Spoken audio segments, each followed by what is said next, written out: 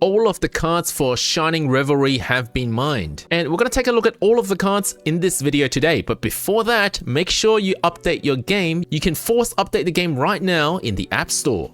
Because in this update, the developers introduced a whole heap of quality of life updates, including two of my favorite changes so far. One of them is that now you can see your whole deck in one screenshot much better than before. The feature is a little bit hidden, so let me show you how to do this. You can go to this from any screen that can link to your deck. So for example, I'm in random matchup here, and then I just long press my deck here. Takes me to this screen, which you guys are used to. Next, click on the three little dots at the top and click View All Cards in Deck. That will take you to this screen, which you can screenshot and have a complete view of your deck in a much nicer way than what we had before. Previously, we had this screen, but then you had to sort of scroll down a little bit and screenshot it a few times to show the entire deck. Or you had to do this thing here where you reduce the size of the cards a lot, hoping that people can understand what the cards in your deck are. So this is one of my favorite changes in the quality of life updates.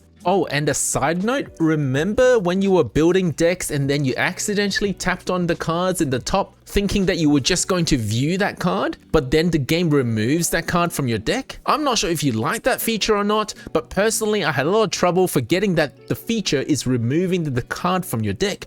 Well, you no longer have that problem because when you click on the card from now on, it will actually take you to the card in your card list instead of removing that card. You can still, of course, remove the card if you click it again to click the little minus button there. My second favorite quality of life update is this little new bubble here. From now on, every time a new Wonder Pick shows up on your Wonder Pick list, the game will tell you that it's new. So you no longer have to scroll down the entire list hoping that you didn't miss anything. You simply have to scroll until you stop seeing new and then you've checked everything already. There are numerous other quality of life updates, including speeding up animations of coin flipping so that we can get through our battles quicker, by synchronizing the coin flip between your opponent and yourself, and also generally other animations being a little faster as well. A number of new cosmetics are getting added, including Shiny Charizard profile icon and Sprigatito profile icon, cosmetics with Shiny Mewtwo, Shiny Charizard, Red and Pikachu, and Lucario, as well as some new coins as well. I think this one looks great. Now, on to the cards data mine. So I'm basing this off information mined by PokemonZone.com. So there will be spoilers here. If you don't want to see the card arts before you pull them, this is the time to stop the video. But towards the end of the video, we will also look at whether there's going to be any meta relevance and how useful some of these cards are going to be.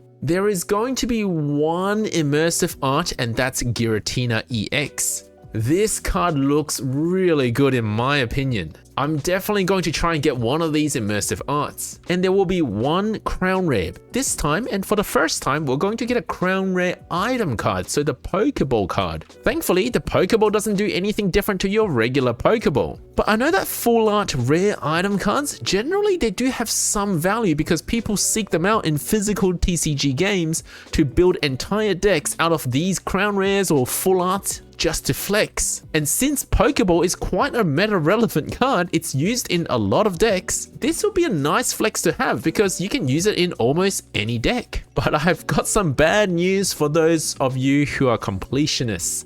We have 17 2-star cards in this set, all 17 sharing the 2-star offering rates, meaning it is the most difficult single booster pack to complete your 2-star collection since the inception of this game. I mentioned in a previous video when Triumphant Light was released that set was the most difficult to complete your 2-star cards, but now that this set is here, it completely broke all records about the offering rates for 2-star cards. So good luck if you want to pull a specific card. If you just want Iono, you have the worst 2-star rate of any set to get a specific 2-star card in Shining Revelry. The good news is shiny cards do not share those 2-star rates. We will be looking at the offering rates in a separate video, but thankfully, the chance of you actually pulling a shiny Charizard EX, and you're gonna like to hear this, is better than you getting any single 2-star card. So let's say Tinkaton EX or Clotsai EX,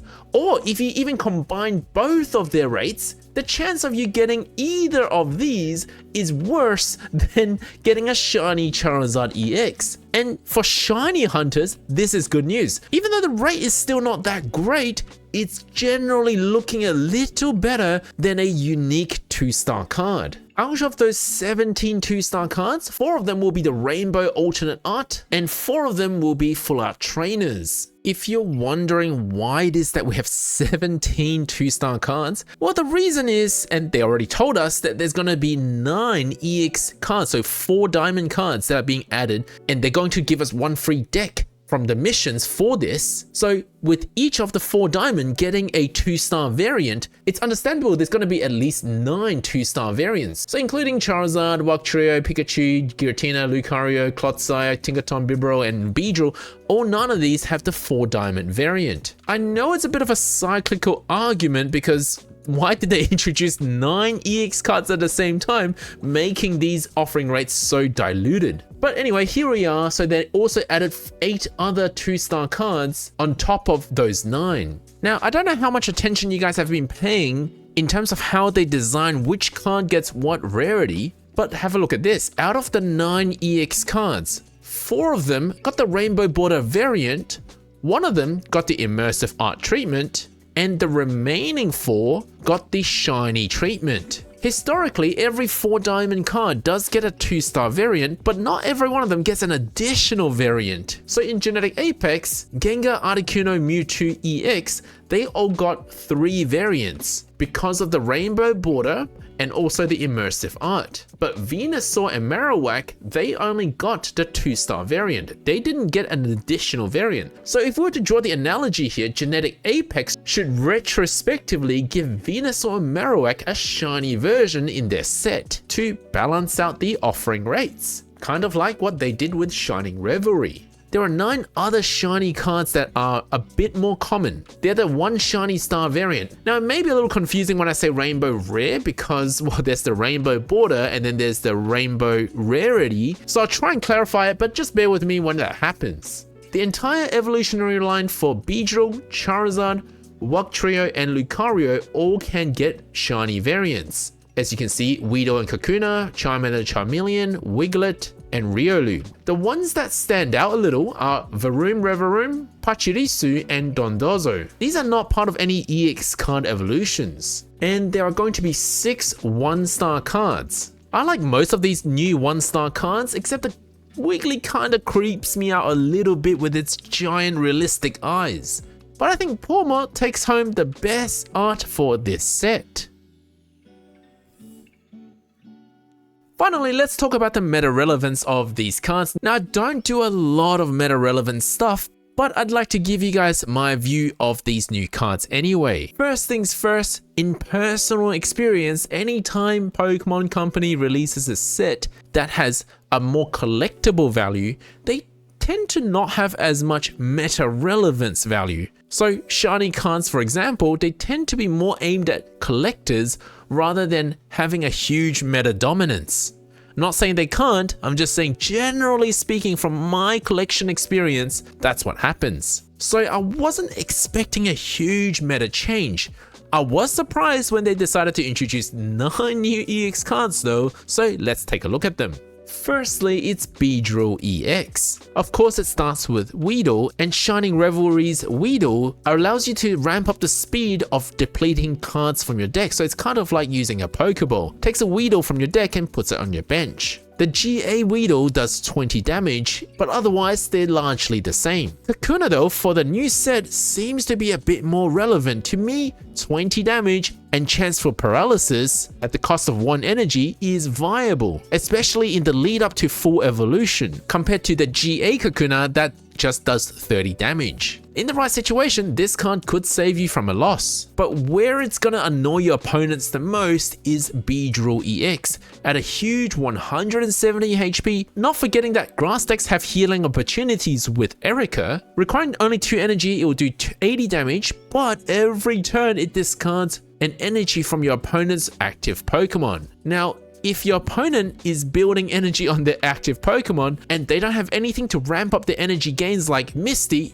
they're kind of stuck because every turn they put one in, you're going to take one out. You could actually just brick your opponent from building into an attack. Of course, the main downside with Beedrill EX is that it's a stage 2 Pokemon, so you have to evolve it twice. But I think there's a lot of technical use in this entire evolutionary line because from Kakuna, there's a chance of paralysis, and then into Beedrill, it takes away energy. This thing's gonna annoy the heck out of your opponent. Now, it may look like I'm going through every single card here, but I'm not. I'm just focusing on the ones that I find interesting. Meowscarada is next. Sprigatito takes a random grass-type Pokemon, and therefore it can be an evolution Pokemon from your deck into your hand. So it can speed up its own evolution or another Pokemon's evolution in your team. And once you get it to fully evolve at a fairly low cost of only 2 energies, you can do either 60 damage to a regular Pokemon or 130 to an EX Pokemon. Yes, it's not a huge amount of damage for a stage 2 Pokemon, but it's not an EX either, so you could have another Meowscarada building and evolving in the bench at the same time, and the 2 of them only cost you 4 energy in total, and if you're up against an EX only deck, this thing is a menace. It's like a more powerful version of Sudowoodo. If you're certain you're up against EX Pokemon, you can throw in this card as well. Red will do an extra 20 damage to any EX Pokemon, dealing 150 damage to your opponent. The main downside being, well, you gotta evolve it twice, and also, if you're not up against an EX Pokemon, you may have some trouble dealing enough damage. But I think this latter point isn't as important because these days, I do mostly see EX Pokemon in decks. Now I'm gonna do Charizard a bit of justice here. Firstly, its pre-evolutionary line in this set looks better than the Genetic Apex variants. This Charmander actually knows what it's doing. In Genetic Apex, the attack removes the energy that you're trying to build into Charizard, and yes, it does 30 damage, but it's just way too costly to even be attacking with the Genetic Apex Charmander. This one can do damage like a normal Pokemon, single energy, 20 damage. And I'm thankful for that. I'll most likely be replacing all of my Charmander from my Genetic Apex Charizard deck with this Charmander. This Charmeleon is also quite reasonable because if you're able to evolve at second turn, it costs you 2 energy to do 40 damage. In the Genetic Apex one, you need to hit 3 energy for it to do damage. So not only is the Charmander from Genetic Apex wasting away your energy if you use it to attack, you also need to build extra energy in order to get the Charmeleon to be able to attack. So in the end, we don't really use Charmander or Charmeleon in Genetic Apex Charizard decks. We kind of just put them there to evolve and hope that Moltres will do all of the energy building. So to me, the Charmander and Charmeleon from Shining Revelry actually works well to evolve into the Genetic Apex Charizard. That's this one here, because in the third turn, if you're able to evolve it into Charizard EX, it can then do 60 damage. So it all makes sense. You're going from 20 damage to 40 damage to 60 damage every turn, and then eventually 200 damage with Crimson Storm. And I'm going to redeem this Charizard a little bit in this video. In the last video, I didn't really quite understand how this worked, but I think I do now. You don't need to put any energy in this Charizard at all. In fact, you can even remove Moltres EX from your deck and just run a 2-2-2 line of Charmander, Charmeleon, Charizard, and you don't need to put any energy down until it's fully evolved. Once it's fully evolved, you put 1 energy down, use Snoke, get his 3 energy, that will take you to 4, and then in the next turn, then you can do 150 damage. Yes, it sounds like a lot of energy, but it's only 2 turns in terms of energy building. So this is equivalent to 2 energy to attack for 150. I mean, if I told you Starmie EX only took 2 water energy to do 150, that's huge. But what I think could be an interesting build is if you use this Charizard EX and this Charizard EX in the same deck. Because what are you going to do with all that energy that you don't need to put into this Charizard as you're evolving it? So you've got a Charmander in your bench and you're evolving it to Charmeleon, it has no energy, then you evolve it to this Charizard and it still has no energy, it comes out, does an attack, at which point it has 4 energy and in the next turn then it does 150. Well, where are you putting all that other energy every turn while you're waiting? How about another Charizard? This one. So if you've got two Charmander both evolving into the different Charizard, the one that takes all the energy that's been building every turn is this Charizard. And this one doesn't need anything until it hits the active spot, and it takes 2 turns to do some pretty decent damage. Giving you, I think, more versatility than before, because before you had to run 2 of these Charizard, and they both cost so much energy in order to use. It wasn't realistic to plan for both Charizard to have 4 energy each, definitely not without Moltres. But in this dual Charizard deck, you could live without a Moltres. A recap on Wiglet. Wiglet attacks one of your opponent's random Pokemon for 30 damage. Wugtrio for 3 energy can do 50 3 times to random Pokemon on your opponent's side. So again, 3 energy, 150 damage. Combined with a Pokemon that can finish your opponent, you can swap out, let's say with a Starmie and then use a Cyrus to bring out a damage to bench Pokemon. I think Wugtrio can be quite a menace. Tatsugiri, I don't think is gonna see much use. I actually don't understand what the point of this is. I brought this up in the last video. I thought it was gonna be interesting to see Dondozo being no retreat cost. How good is it gonna be? Well, we now know what Dondozo does. It needs 4 energy, so being a non-evolution Pokemon, it needs 4 energy in order to do 80, which isn't a lot. It's like the same as Articuno EX, but without being an EX Pokemon. However, it costs you 1 more energy. It doesn't have another attack which you can use in the meantime while building the energy. And it costs you more to retreat it unless you got Tatsugiri. That means you have to bring a Tatsugiri, which is otherwise a relatively weak Pokemon doing only 20 damage. So I don't think this card is gonna see any use. At first, I thought Pachirisu might be good because it's the first energy ramping Pokemon in electric types, but then I thought about how electric Pokemon don't actually need that much energy, and it doesn't even ramp as much as, say, Manaphy. Is it perhaps meant to combine with this Pikachu EX? Well, this is the first Pikachu that needs that much energy, and it does a lot of damage, but then it discards all electric energy on itself. So then it's kind of like a sitting duck in the next turn or 2. So this Pikachu EX really kind of need to finish off your opponent for that last win point, otherwise it's a very costly attack. Hormot is a stage 2 evolution, but works like Druddigon that already has a similar ability without having to evolve twice. Understandably, Druddigon can be quite hard to use because it requires 2 different energy, but most people just use it to tank a few attacks and usually put a rocky helmet on it. Hormot requires you to evolve it twice before it can start tanking, and it doesn't even have that much HP. Yes, it's got a little bit more than Druddigon, but during its evolution it could also be damaged, so I'm not sure if there's much value in trying to use this as a tank for its ability. The more I thought about it, the more I like Giratina EX. Yes, there's 4 energy to actually do 130, which isn't a lot, and then it has to damage itself. But its ability allows you to ramp up your energy on turn 1 if you flip heads for going first, which already puts you slightly ahead of your opponent. And if you decide not to attack in the next turn, maybe you just haven't built enough energies yet, well, you can use it to ramp up another energy in the meantime. Unfortunately, it only has about 150 HP, which isn't a lot, and with 20 damage to itself, could put you at risk of even just Meowscarada taking you out. So while it's starting to sound a bit more enticing, it probably still won't get much use anyway. Next, we have Gimmighoul and Gholdengo. Gholdengo doing damage like Celebi EX, flip a coin for each metal energy and you'll do 50 for each heads. But you need to have 3 energy to start, so it's actually worse than Celebi EX because Celebi EX can attack earlier than Gholdengo. Celebi EX can also be used with Superior, which Gholdengo cannot,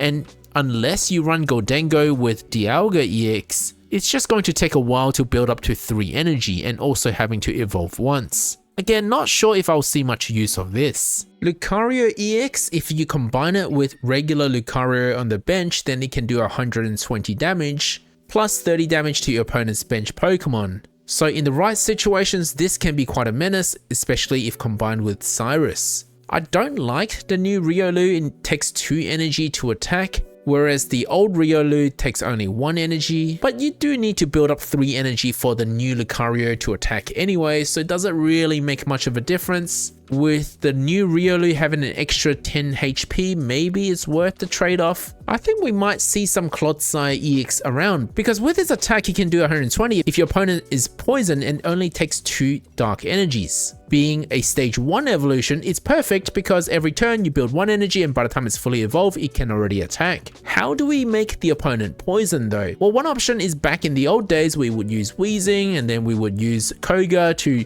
drag Wheezing out of the battle to guarantee the poison and have someone else come in to do the actual attack. Well, now we have another option. We could use Grafii in the bench. We don't need this thing in the active spot. So Wheezing needed to be in the active slot. This thing can sit in the bench to cause poison. The downside is you do need to flip heads. Well, the good news is, well, you can try and evolve 2 of them in your bench. You can have 2 Grafii and have a better chance to land a head, allowing Clodsire to do the 120 damage, but of course the poison itself will do another 10 and then another 10 every turn, etc. So in essence, this is more like 130 damage.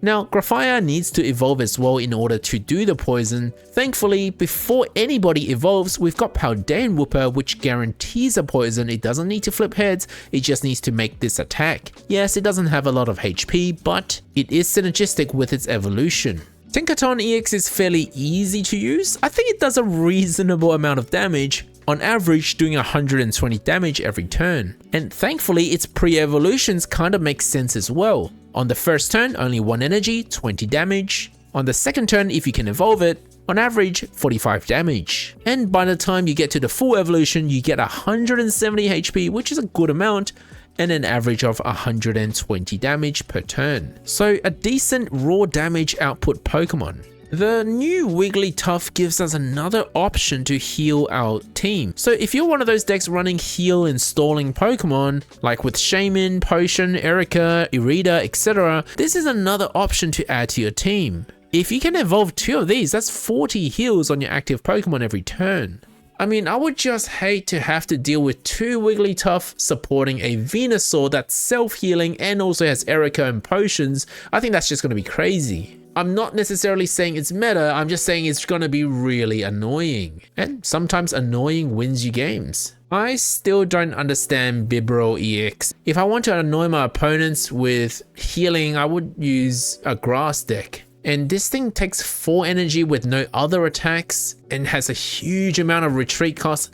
It just doesn't make sense to me. Even Bidoof doesn't make much sense. Only 30 damage for 2 energy and it has 2 energy retreat. But maybe that's on me that I don't understand how God Pokemon work. This feels like a really random addition to the game. It's kind of like back in the day when we used Farfetch when we couldn't really fit anything else into a deck just to tank a few hits, and Farfetch does reasonable damage and has only 1 energy retreat cost, but this thing has a little bit more HP, does a little less damage at first, but it kind of ramps itself up to do more damage in the subsequent turn. Iono will just depend on whether you're going to help yourself more or help your opponent more. I think this will see a lot of skillful play. If you know that you need to pull cards more than your opponent in order to win, even if you have the same amount of cards in your hand as your opponent, it will be worth using Iono. Let's say you need that final evolution to win, and maybe your opponents already got to the final evolution, so giving them a new hand doesn't really change too much. They're already at the end of the game. You need an evolution to end the game. Well, then this card could be your savior. Pokemon Center Lady, 30 heals, adding another way to heal Pokemon. Grass decks is just going to be so annoying. But I think more specifically, this can counter Clodsire because of the poison. But it won't counter it for long if you got Grafii in the back. It may also help counter any Kakuna paralysis from this set. Oh boy, this is just Misty but in reverse. Flip a coin until you get tails. Every time you get a head, discard a random energy from your opponent's active Pokemon. So if you're worried about this card on your opponent's hand, then what you would do is build your energy on your bench Pokemon, not on your active Pokemon. With enough luck, this card could turn the game around just like Misty can. And by the way, if you made it this far into the video, they have also data mined the promo cards for this set. And we will be getting a promo shiny 2 Rarity, so 2 shiny Rarity. I'll be looking into how we get all of these promo cards in another video. But I'm happy to see some promo cards getting shiny variants, and also we're getting a shiny Cyclizar too. The other promo cards as usual will be in the solo events and the Wonder Pick events. Thank you for watching, guys. Let me know what you guys think of this new set so far, whether you think any one card stands out the most out of all of them, and which one of them are you going to try out first for ranked matches. In the next 2 videos, we're going to be looking at the offering rates of these cards, the shiny rarity offering rates, and also secret missions. Don't forget to leave a like and subscribe.